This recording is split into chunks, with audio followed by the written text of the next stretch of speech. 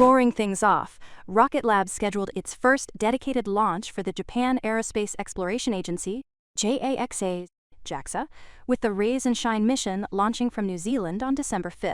This mission will deploy JAXA's Raise 4 satellite, which will demonstrate 8 innovative technologies developed by Japan's space sector. This launch is part of JAXA's Innovative Satellite Technology Demonstration Program, showcasing new capabilities from private companies, universities, and research institutions. This mission will be Rocket Lab's 19th launch in 2025, continuing its record-breaking launch cadence as it intends to meet growing demand for dedicated, small satellite missions from both government and commercial sectors. So not too long after, a second JAXA launch with Rocket Lab is scheduled for Q1 2026. In the defense sector, it's a similar story with Rocket Lab in supporting national defense by providing rapid and reliable testing services for hypersonic technologies, offering significant cost and schedule efficiencies compared to traditional methods. Rocket Lab recently completed a successful HASTE mission for the Defense Innovation Unit and the Missile Defense Agency. This suborbital test flight, launched from Virginia, tested advanced technologies for missile defense. HASTE, a suborbital variant of Electron, provides fast, cost-effective hypersonic technology testing, with Rocket Lab successfully launching 6 missions since 2023. Another rapid mover is Zoom, which raised its full-year revenue and profit projections, largely driven by the growing demand for AI-powered tools in the hybrid work environment. With new products like Phone, Contact Center, and Virtual Agent, alongside the broader integration of AI across its platform, Zoom's focus on embedding AI into its offerings has led to strong momentum, especially with AI Companion 3.0 and its AI-first customer experience suite, which have been pivotal in securing significant deals. For the fiscal year 2026, Zoom is now forecasting revenue between $4.85 billion and $4.86 billion, up from its previous guidance of $4.83 billion. It also boosted its share repurchase program by an additional $1 billion, signaling confidence in its financial health. Recent Q3 results exceeded expectations, with revenue of $1.23 billion, up 4.4% year-over-year, and earnings of $1.52 per share, ahead of analyst forecasts. Notably, enterprise revenue was a strong contributor, growing 6.1% from the previous year, another indication of Zoom's progress in pivoting towards larger, enterprise-focused solutions, in addition to maintaining its position as a leader in video conferencing. Next, we go from work to play with Newegg's Black November sales event, running from November 1st through November 29th, marking Newegg's longest-running doorbuster promotion. It features daily doorbuster deals with some of the deepest discounts on top tech products.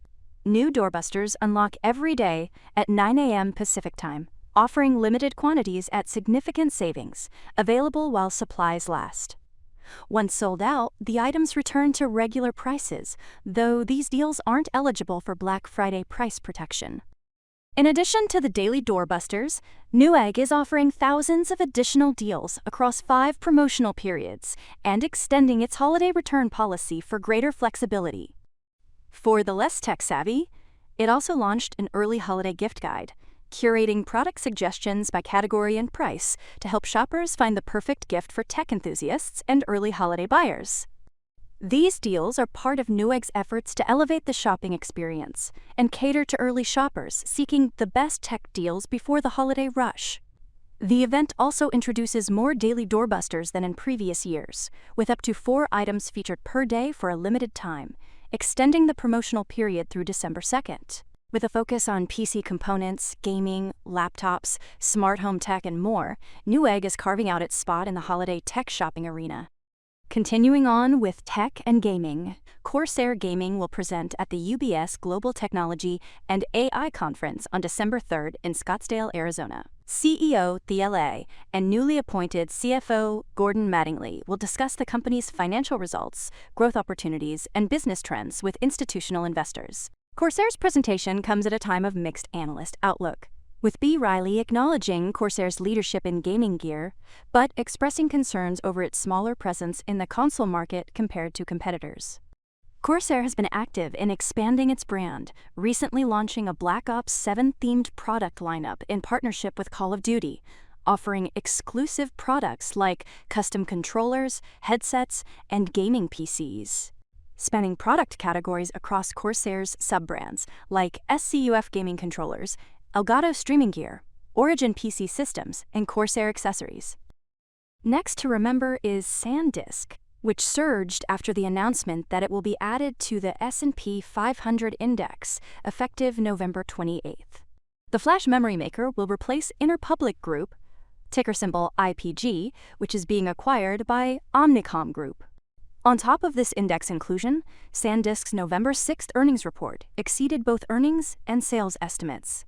Investors are also speculating about potential buyout opportunities, driven by optimism around AI data centers and strong memory demand. In related index changes, PTC Therapeutics will replace SanDisk in the S&P Small Cap 600, while Upwork and First Interstate Bank System also saw gains.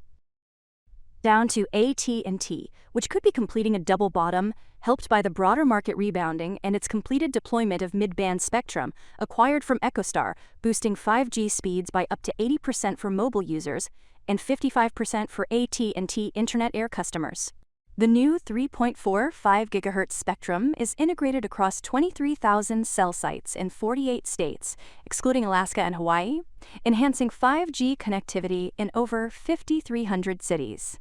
This deployment is part of AT&T's growth strategy to improve 5G performance while also enhancing its home internet offerings. The integration of this spectrum supports streaming, gaming, and AI applications, with particular benefits for FirstNet users, AT&T's public safety network. AT&T aims to achieve long-term operating efficiencies by reducing the need for new cell site construction thanks to the spectrum's increased capacity.